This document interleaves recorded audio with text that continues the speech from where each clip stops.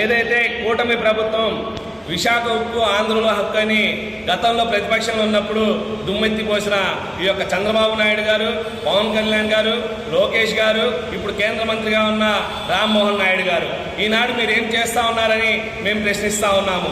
విశాఖ ఉక్కు ఆంధ్రుల హక్కు అని ఆనాడు కమ్యూనిస్టుల పోరాటంతో ఆ యొక్క విశాఖ ఉక్కు నెలకొల్పితే ఈనాడు అధికారంలోకి వచ్చిన కూటమి ప్రభుత్వం రాగానే మేము 11,800 కోట్ల రూపాయలు తెచ్చామని ప్రగల్భాలు పలికిన పవన్ కళ్యాణ్ గారు ఇప్పుడు మీరు ఎక్కడున్నారని మేము ప్రశ్నిస్తా ఉన్నాము.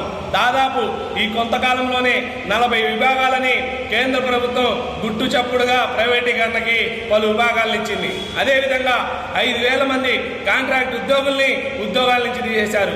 1,200 మంది పర్మనెంట్ ఉద్యోగాల్లో తీసేశారు. మరొక 5,000 మందిని కేంద్ర ప్రభుత్వం విశాఖ ఉక్కులో ప్రైవేటు ఉద్యోగులను కూడా తీసివేయబోతా ఉన్నది.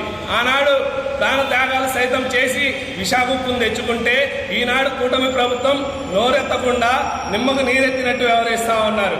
అదేమిటంటే మోడీ భజన చేస్తూ ఉన్నారు. మేము దీన్ని ఖచ్చితంగా ప్రైవేటీకరణ కానివ్వమని అధికారంలోకి వచ్చిన ఈ యొక్క చంద్రబాబు నాయుడు గారు, పవన్ కళ్యాణ్ గారు అధికారంలోకి వచ్చిన తర్వాత కేంద్ర ప్రభుత్వం వేగంగా అడుగులు వేస్తా ఉన్నది ప్రైవేటీకరణకి. మేము ఒకటే హెచ్చరిస్తా ఉన్నాము, చంద్రబాబు నాయుడు గారు, పవన్ కళ్యాణ్ గారు, మీరేదైతే ప్రైవేటీకరణ కాకుండా ప్రభుత్వ రంగ సంస్థగానే దీన్ని కొనసాగిస్తామని చెప్పారో ఆ మాటకు ఖచ్చితంగా మీరు కట్టుబడాలి. ఆ ప్రైవేటీకరణ దిశగా వెళ్తున్న కేంద్ర ప్రభుత్వానికి గట్టి హెచ్చరిక జారీ చేయాలి. మీ మీదే ఈ యొక్క నరేంద్ర మోడీ ప్రభుత్వం కొనసాగుతా ఉన్నది. ఖచ్చితంగా మీరు గనక ఈ విషయంలో గనక వెనకడుగేస్తే చంద్రబాబు నాయుడు గారు రాష్ట్రానికి ద్రోహం చేసిన వ్యక్తిగా చరిత్రలో నిలిచిపోతారని ఈ సందర్భంగా హెచ్చరిస్తా ఉన్నాము.